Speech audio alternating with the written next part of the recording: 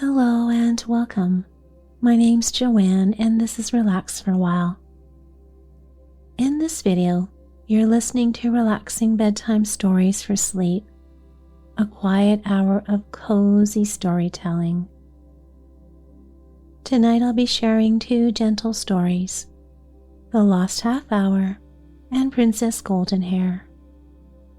They're both calm, lesser-known tales chosen to help you unwind and drift off peacefully. The stories are accompanied by soft, continuous music, and after the storytelling ends, the music will continue for a short while longer, giving you extra time to rest and settle more deeply. Now, before we begin, let's just take a moment to settle in. If it feels comfortable, allow your body to soften into whatever is supporting you.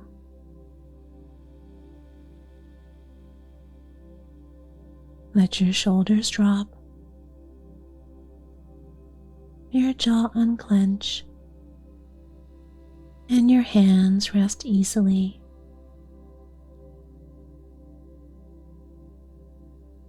Take a slow breath in through your nose and a slow breath out.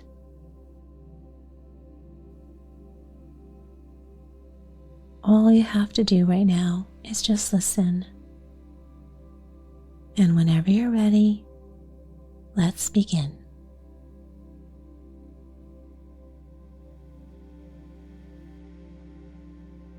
Once upon a time, there was an old widow woman who had 3 sons. The first 2 were clever enough, but the third, Bobo by name, was little better than a silly simpleton. All his mother's scoldings did him no good whatever. Now, it came to pass that one morning, Princess Zenza, the ruler of the land, happened to pass by the cottage and heard Bobo being given a terrible tongue lashing. Curious as to the cause of all the noise, the princess drew rein and summoned Bobo's mother to come near. On hearing her story, it occurred to the princess that so silly a lad might amuse her, so she gave the mother a golden florin and took poor silly Bobo with her to be her page. You may be sure that it did not take the wise folk at the castle long to discover how great a simpleton had arrived.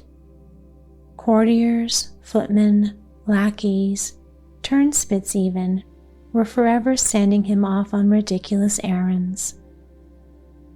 Now he was sent to find a white bird's feather or a spray of yellow bluebells. Now he was ordered to look for a square wheel or a glass of dry water. Everybody laughed at him and made fun of him. That is, everybody except little Tilda, the kitchen maid.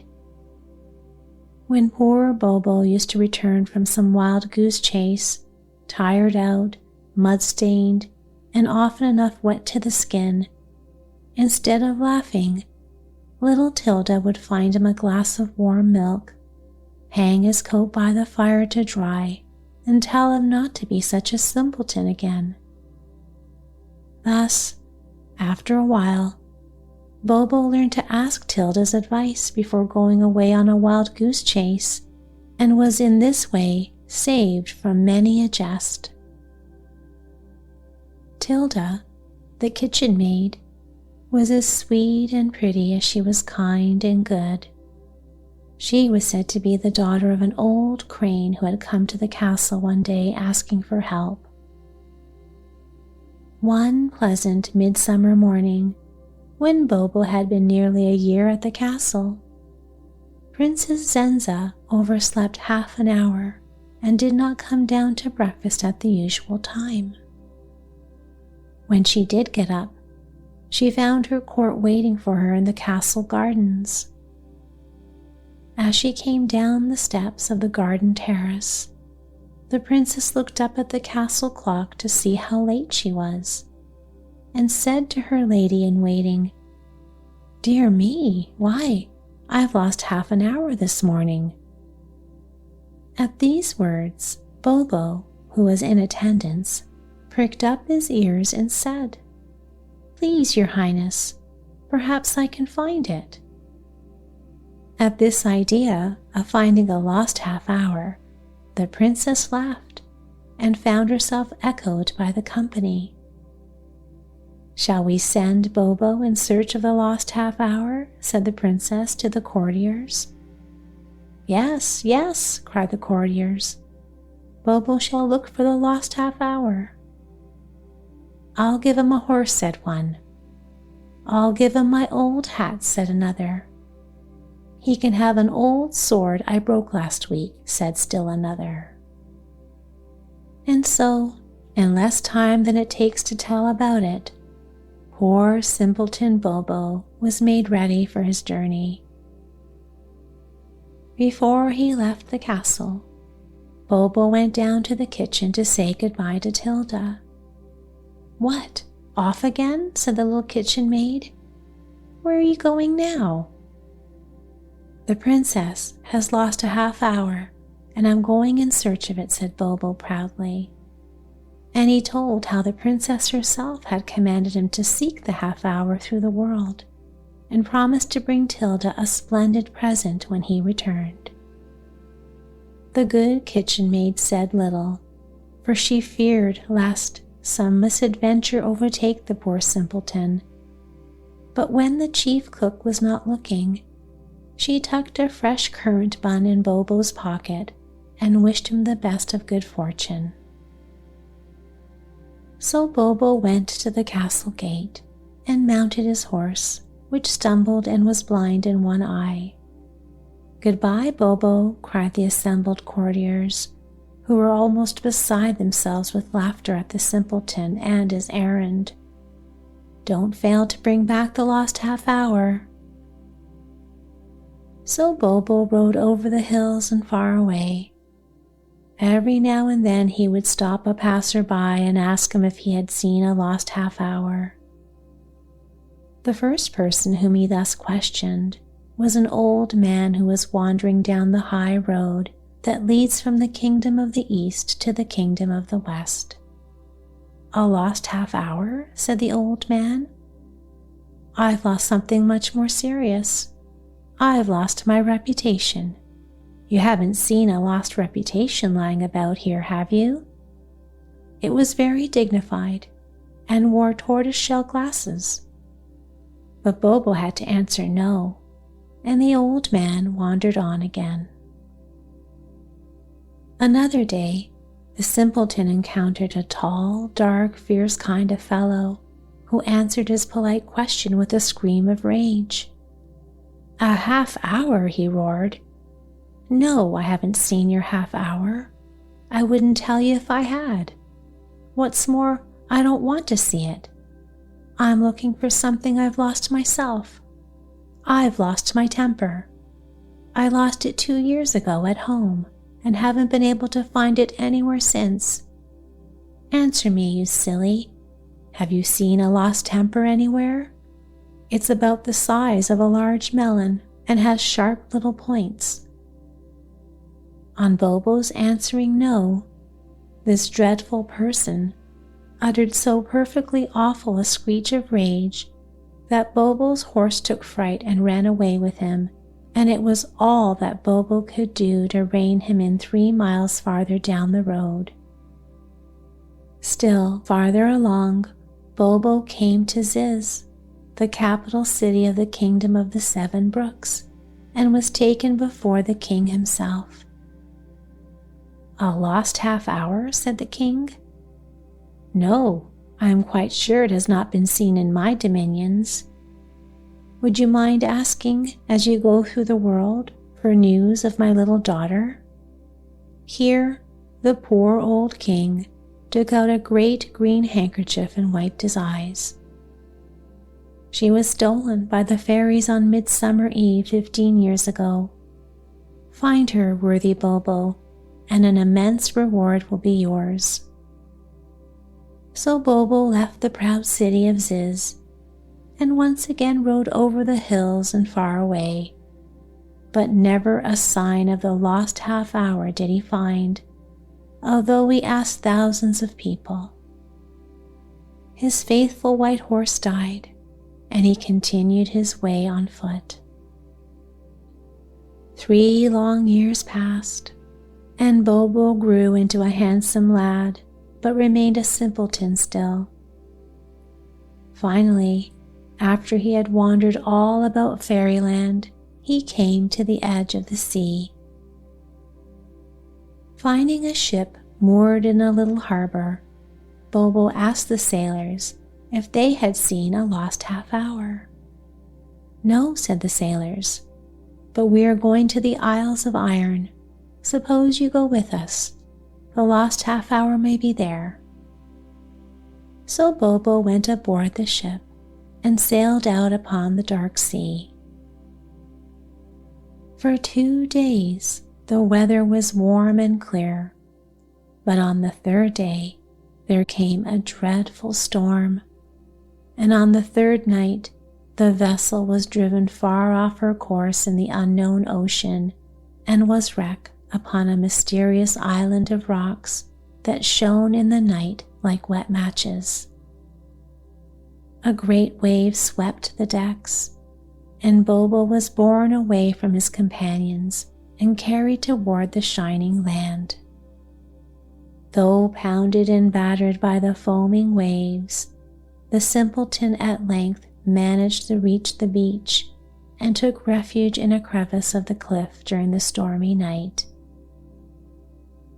When the dawn broke, all sign of the ship had disappeared. Looking about, Bobo found himself on a lovely island, whose heart was a high mountain mass hidden in the fog still sweeping in from the sea. There was not a house, a road, or a path to be seen. Suddenly, Bobo noticed a strange little door in the bark of a great lonely tree, and, opening this door, he discovered a little cupboard in which were a pair of wooden shoes. Above the shoes was a card saying simply, "Put us on." So Bobo sat down on a stone by the foot of the tree and put on the wooden shoes, which fitted him very nicely. Now these shoes were magic shoes, and Bobo had hardly stepped into them before they turned his feet inland. So Bobo obediently let the shoes guide him. At corners, the shoes always turned in the right direction, and if Bobo forgot and blundered on the wrong way, the shoes swiftly began to pinch his toes. For 2 days, Bobo walked inland toward the great mountain. A warm wind blew the clouds and rain away. The sun shone sweet and clear. On the morning of the 3rd day, the simpleton entered a wood of tall, silent trees, and as that day was drawing to a close, turrets of a magnificent castle rose far away over the leaves of the forest. Bobo arrived at twilight. He found himself in a beautiful garden lying between the castle walls and the rising slopes of a great mountain. Strange to say, not a living creature was to be seen, and though there were lights in the castle, there was not even a warder at the gate. Suddenly, a great booming bell struck 7 o'clock. Bobo began to hear voices and sounds, and then, before the humming of the bell had died away, a youth mounted on a splendid black horse dashed at lightning speed out of the castle and disappeared in the wood. An old man with a white beard, accompanied by 11 young men, whom Bobo judged from their expressions to be brothers, stood by the gate to see the horseman ride away. Plucking up courage, Bobo came forward, fell on his knee before the old man, and told his story. "Truly, you should thank the storm fairies," said the old man, "for had you not been wrecked upon this island, never would you have discovered the lost half-hour. I am Father Time himself, and these are my 12 sons, the hours. Every day, one after the other, they ride for an hour round the whole wide world. 7 o'clock has just ridden forth. Yes, you shall have the lost half-hour, but you must look after my son's horses for the space of a whole year." To this Bobo willingly agreed. So 12 o'clock, who was the youngest of the hours, took him to the stables and showed him the little room in the turret that he was to have. And thus, for a year, Bobo served Father Time and his sons. He took such good care of the great black horses of the hours of the night and the white horses of the hours of the day that they were never more proud and strong, nor their coats smoother and more gleaming. When the year was up, Bobo again sought out Father Time. "You have served faithfully and well," said Father Time. "Here is your reward." And with these words, he placed in Bobo's hands a small square casket made of ebony. "The half-hour lies inside. Don't try to peek at it or open the box until the right time has come. If you do, the half-hour will fly away and disappear forever." "Farewell, Bobo," said kind young 12 o'clock, who had been the simpleton's good friend. "I too have a gift for thee. Drink this cup of water to the last drop." And the youth handed the simpleton a silver cup full to the brim of clear shining water. Now this water was the water of wisdom, and when Bobo had drunk it, he was no longer a simpleton, and being no longer a simpleton, he remembered the man who had lost his reputation, the man who had lost his temper, and the king whose daughter had been stolen by the fairies. So Bobo made so bold as to ask Father Time about them, for Father Time knows everything that has happened in the whole wide world. "Tell the first," said Father Time, "that his reputation has been broken into 1,000 pieces, which have been picked up by his neighbors and carried home. If he can persuade his neighbors to give them up, he should be able to piece together a pretty good reputation again. As for the man who lost his temper, tell him that it is to be found in the grass by the roadside, close by the spot where you first met him. As for the missing daughter, she is the kitchen maid in Princess Zenza's palace, who is known as Tilda." So Bobo thanked Father Time, and at noon 12 o'clock placed him behind on the white charger and hurried away. So fast they flew that Bobo, who was holding the ebony casket close against his heart, was in great danger of falling off. When they got to the seashore, the white horse hesitated not an instant, but set foot upon the water, which bore him up as if it had been not water, but earth itself. Once arrived at the shore of Fairyland, 12 o'clock stopped, wished Bobo Godspeed, and, rising in the air, disappeared into the glare of the sun. Bobo, with the precious ebony casket in his hand, continued on in the direction of Princess Zenza's palace. On the second morning of his journey, he happened to see far ahead of him on the highway the unfortunate aged man who had lost his reputation. To him, therefore, Bobo repeated the counsel of Father Time, and sent him hurrying home to his neighbors' houses. Of the man who had lost his temper, Bobo found no sign.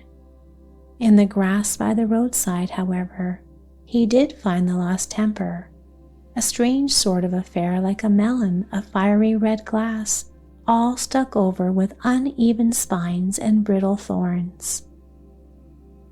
Bobo, with great goodness of heart, took along this extraordinary object in the hope of finding its angry possessor.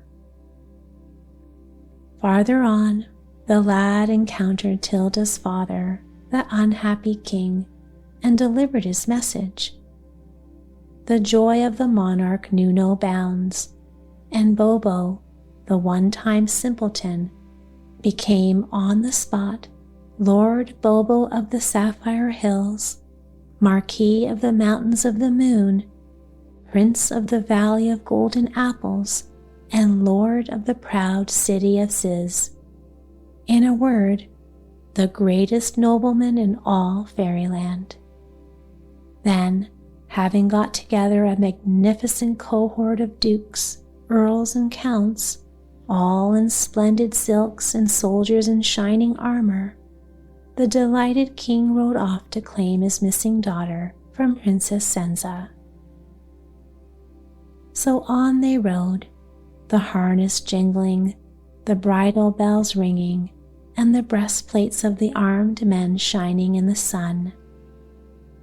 After a week of almost constant progress, for the king was so anxious to see his beloved daughter that he would hardly give time to rest. They came to the frontiers of Princess Zenza's kingdom. Strange to say, black mourning banners hung from the trees, and every door in the first village which the travelers saw was likewise hung with black streamers. On the steps of one of the cottages sat an old woman, all alone and weeping with all her might. "What is the matter, my good woman?" said the king. "Oh, sir," said the peasant woman, "evil days have fallen upon our unhappy kingdom. 3 days ago, a terrible dragon alighted in the gardens of the palace and sent word to Princess Zenza that if within 3 days she did not provide him with someone brave enough to go home with him and cook his meals and keep his cavern tidy, he would burn our fields with his fiery breath. Yet who, I ask you, would be a housekeeper for a dragon? Suppose he didn't like the puddings you made for him. Why, he might eat you up. All would have been lost had not a brave little kitchen maid Tilda volunteered to go. It is for her that we are mourning. At 2 o'clock, she is to be carried off by the dragon. It is almost 2 now. Alas, alas!" Hardly were the words out of her mouth when the town bell struck twice, solemnly and sadly. "Quick, quick!" cried the king and Bobo in the same breath. "Let us hurry to the castle. We may save her yet." But they knew in their hearts that they were too late, and that poor Tilda had given herself to the dragon. And so it proved. In spite of his mad dash, Bobo, who had spurred on ahead, arrived exactly half an hour late. The monstrous dragon with Tilda in his claws was just a little smoky speck far down the southern sky. Princess Zenza and her court stood by wringing their jeweled hands. Suddenly, Bobo thought of the half hour. He had arrived half an hour late, but he could have that half hour back again. Things should be exactly as they were half an hour before. He opened the cover of the ebony box. Something like a winged white flame escaped from it and flew hissing through the air to the sun. As for the sun itself, turning round like a cartwheel and hissing like 10,000 rockets, it rolled back along the sky to the east. The hands of the clocks, which marked 2:30, whirred back to 2 o'clock in a twinkling. And sure enough, there was brave little Tilda, standing alone in a great field, waiting for the dragon to come and take her away. Lumbering heavily along like a monstrous turtle and snorting blue smoke, the dragon was advancing toward her. Bobo ran down into the field and stood beside Tilda, ready to defend her to the end. The dragon came nearer and nearer. Suddenly, angered by the sight of Bobo and his drawn sword, he roared angrily and continued to approach. Bobo struck at him with his sword. The blade broke upon his steely scales. The dragon roared again. Now, just as the dragon's mouth was its widest, Bobo, who had been searching his pockets desperately, hurled into it the lost temper. There was a perfectly terrific bang, as if 1,000,000 balloons had blown up all at once, for the dragon had blown up. The lost temper had finished him. Only one fragment of him, a tiny bit of claw, was ever found. Everybody, you may be sure, began to cry, "Hooray! Hurrah!" And soon they were firing off cannon and ringing all the bells. Then Tilda's father took her in his arms and told her that she was a real princess. The Grand Cross of the Order of the Black Cat was conferred upon Bobo by Princess Zenza, who also asked his pardon for having treated him so shabbily. This Bobo gave readily, and a wonderful feast was held. When the rejoicings were over, Bobo and Tilda were married and lived happily ever after.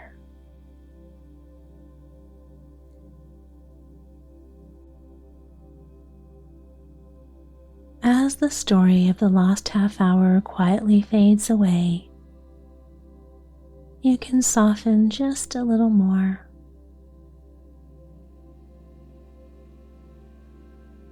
Let your breathing find its own slow rhythm.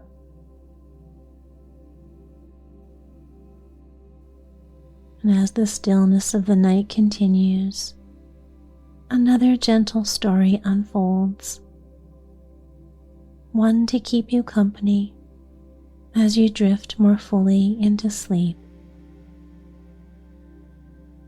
So whenever you're ready, let's begin.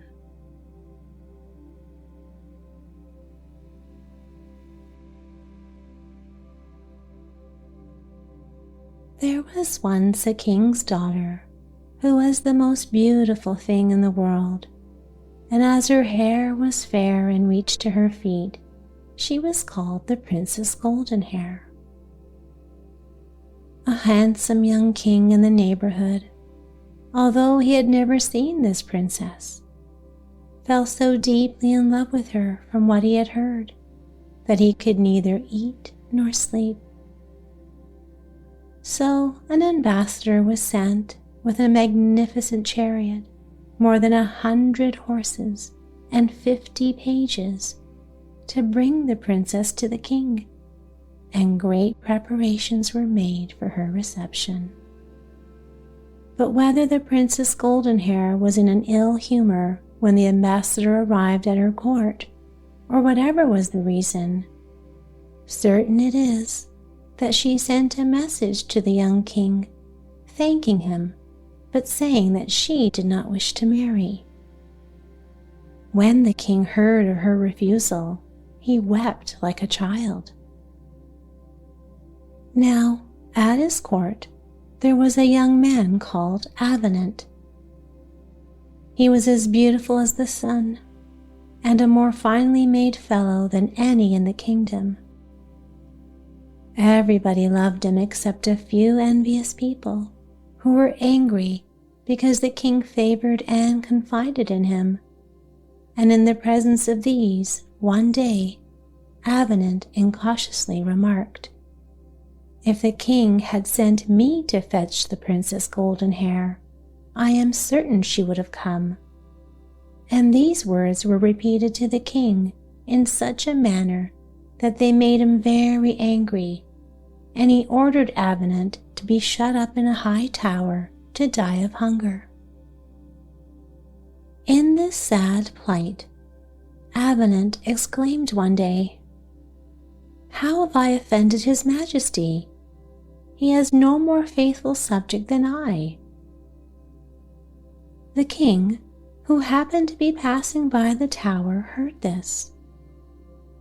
He called for Avenant to be brought forth, who, throwing himself on his knees, begged to know in what way he had offended his royal master.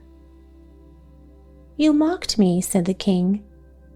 "You said that you would have succeeded with the Princess Goldenhair where I have failed."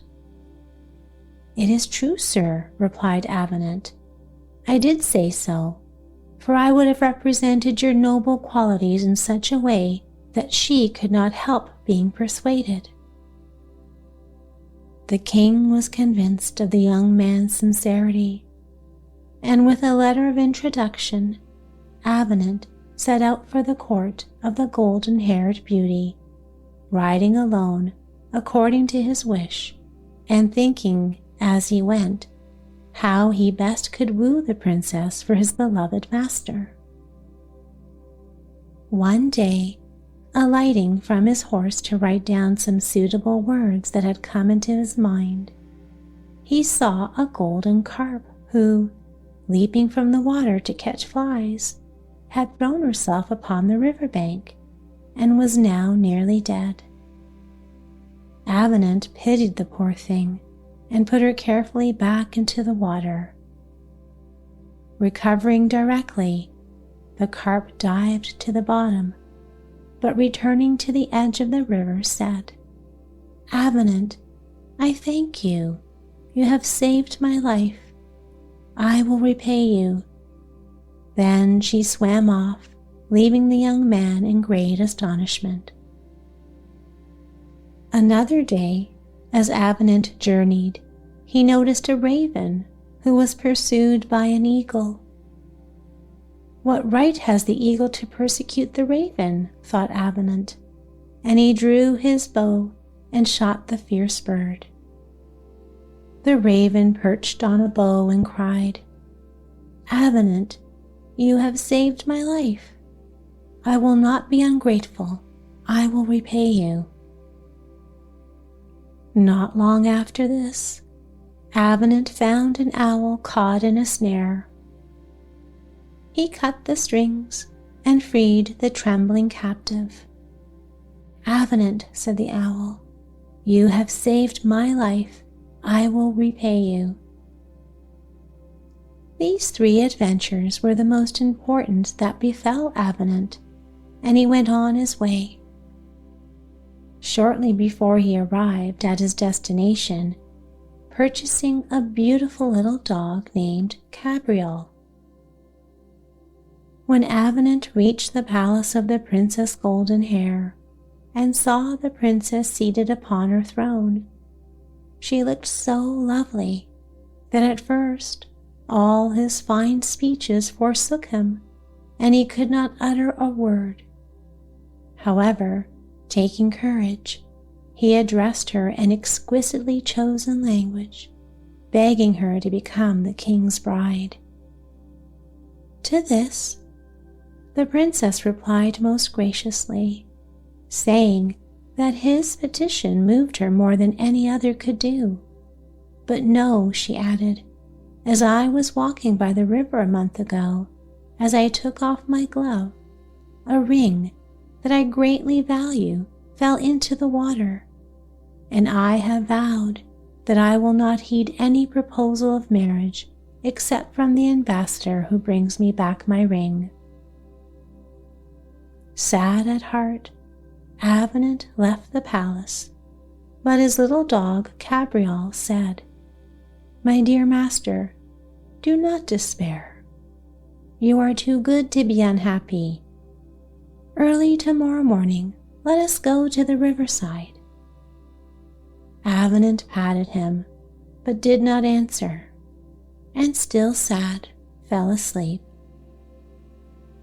As soon as it was day, Cabriole awoke him, saying, "Dress yourself, my master, and come out."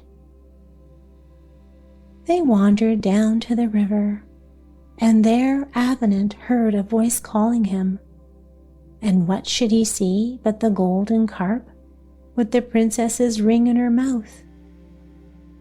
"Take it, dear Avenant," said she. "I promised to repay you for saving my life, and now I can fulfill my promise." Thanking her 1,000 times, Avenant, going at once to the palace, said, "Princess, your command is fulfilled. May it please you to receive the king, my master, as your husband." The princess thought she must be dreaming when she saw the ring, but she set Avenant another task. "Not far from here there is a prince named Galifron," said she. "He wishes to marry me and threatens to ravish my kingdom if I refuse. But how can I accept him? He is a giant, taller than my highest tower. He eats a man as a monkey would eat a chestnut, and when he speaks, his voice is so loud that it deafens those who hear him. He will not take my refusal, but kills my subjects. You must fight and bring me his head." "Well, madam," replied Avenant, "I will fight Galifron. I expect I shall be killed, but I shall die a brave man."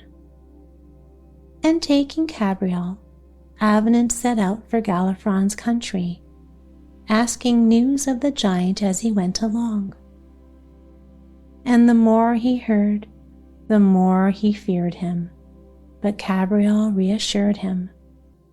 "My dear master," said the little dog, "while you are fighting him, I will bite his legs. Then he will stoop to chase me, and you will kill him."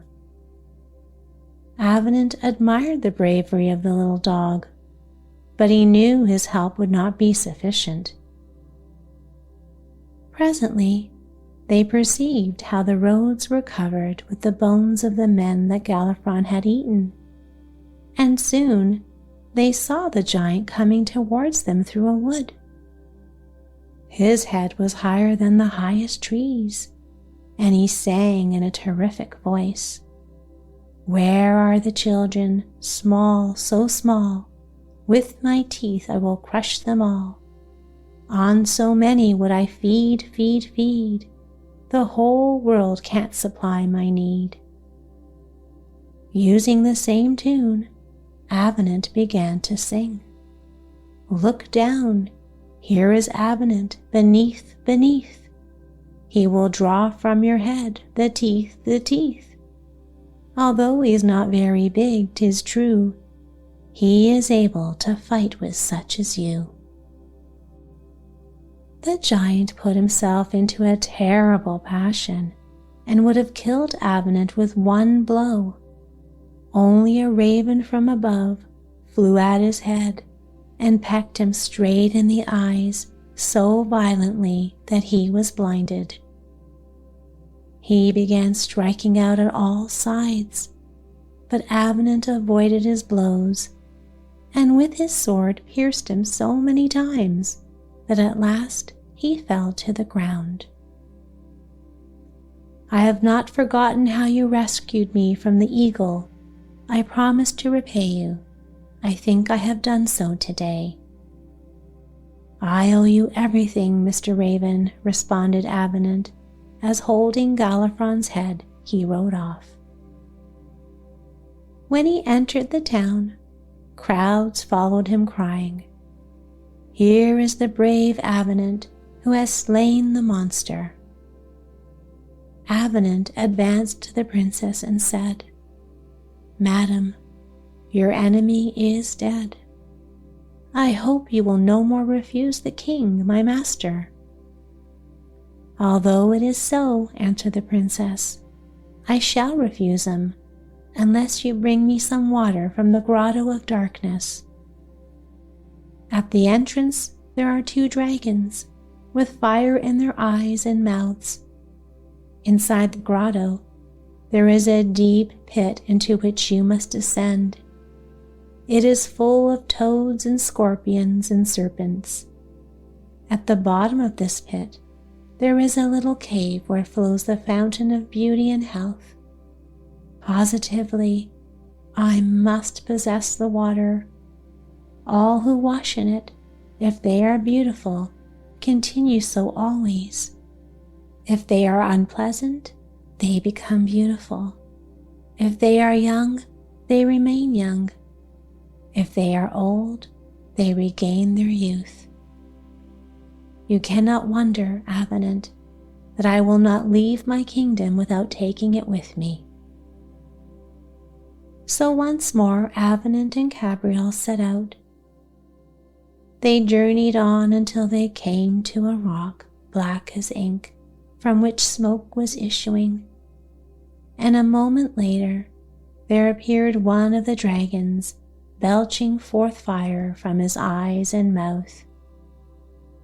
He was a frightful-looking creature with a green and yellow body, and his tail was so long that it went into 100 curves. Avenant saw all of this, but resolved to die. He drew his sword and, carrying the flask the princess had given to him to hold the water, he said to Cabriole, "My days are ended. I can never obtain that water the dragons are guarding. When I am dead, fill this flask with my blood and carry it to the princess, that she may know what it has cost me. Then go to the king, my master, and tell him of my misfortune." As he was speaking, a voice called, "Avenant, Avenant," and looking around, he saw an owl.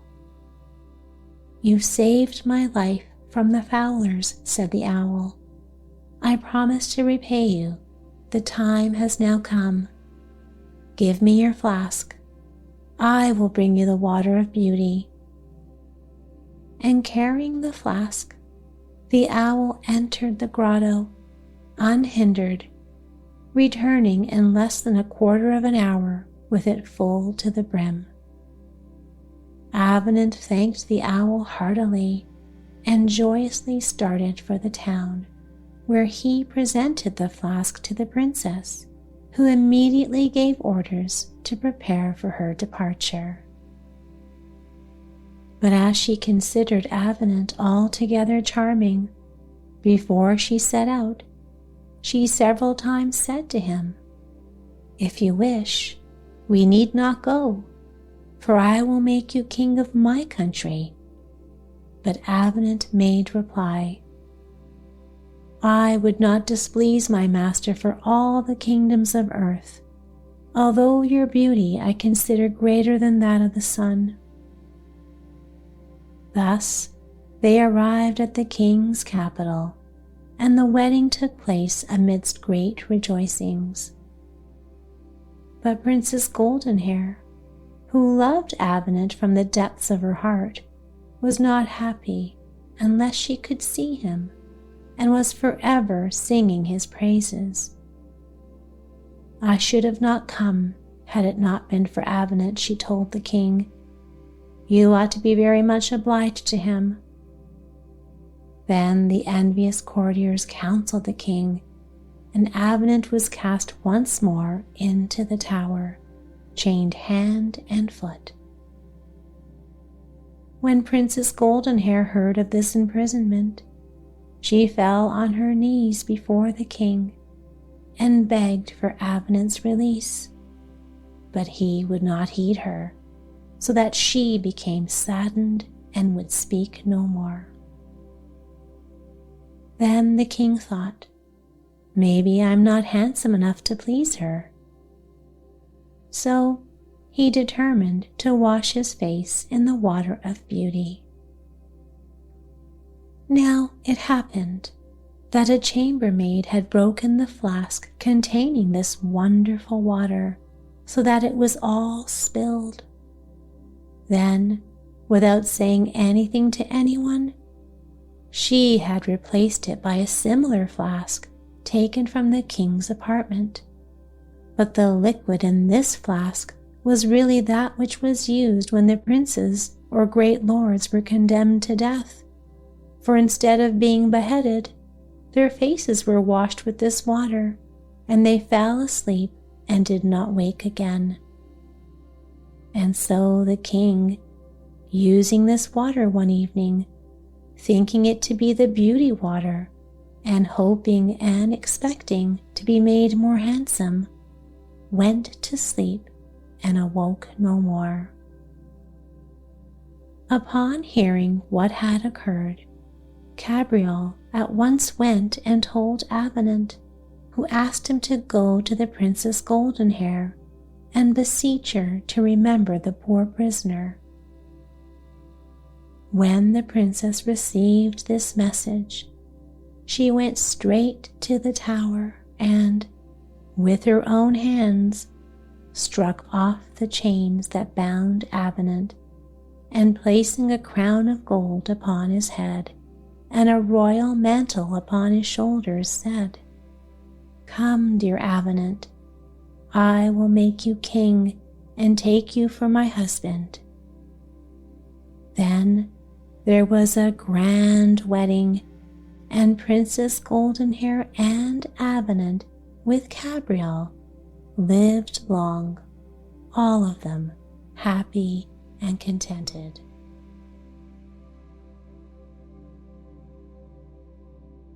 And now, as our story draws to a close, let your breath soften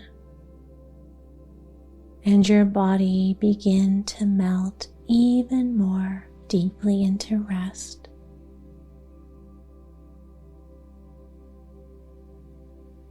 Just like Princess Goldenhair found peace and joy, you too can settle into your own quiet world of dreams, where kindness is rewarded, troubles are behind you, and everything is just as it should be.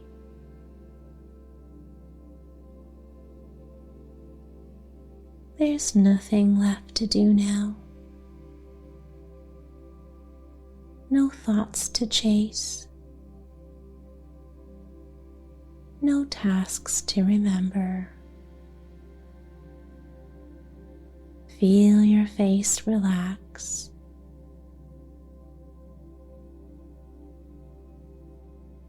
Your limbs grow heavier, and your breath flows like a soft lullaby.